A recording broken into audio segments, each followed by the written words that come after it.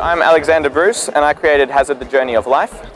Recently I was a student. I did a degree back in Melbourne, Australia for about 4 years, which was a computer science and multimedia degree with a couple of game subjects thrown in there. And I did a bit of work in industry for about 1.5 years before I decided that I would go independent with Hazard.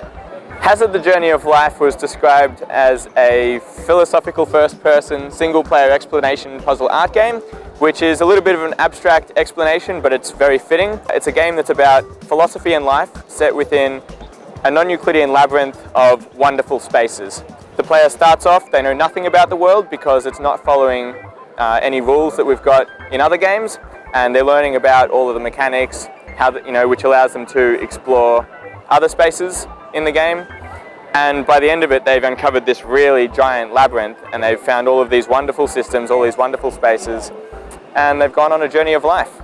My inspiration for the game was, if I'm going to be making games, I want to make something new and fresh because I've been playing games my whole life. I know what's already out there on the market, and I figured that this was my chance to create something truly new. I started doing that by finding all of these conventions in games that I didn't really like, and then questioning them, like, why do I need to die in a game?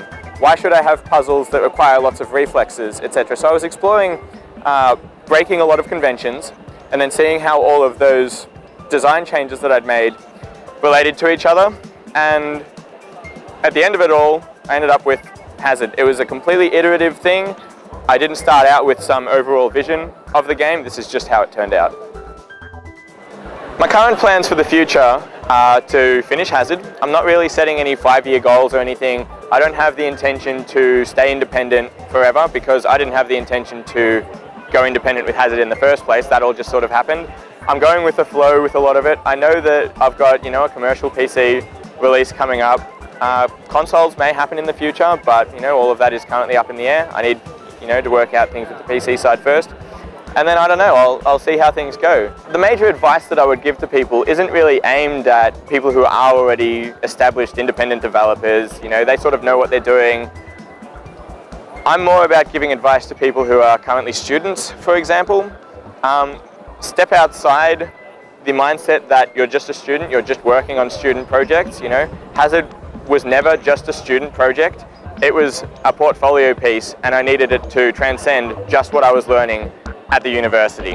Right? So I took the mindset of, Petri Puro was a student when he made Crayon Physics, Eric Svedang was a student when he made Blueberry Garden, but they weren't really student projects. So I had the same mindset of, I am a student, but I don't see why my game has to be limited to that. I can make a fully commercial experience myself without thinking, oh, this is just what I've learned in university, this is, this kind of scope that I have to do, it just has to be for a project.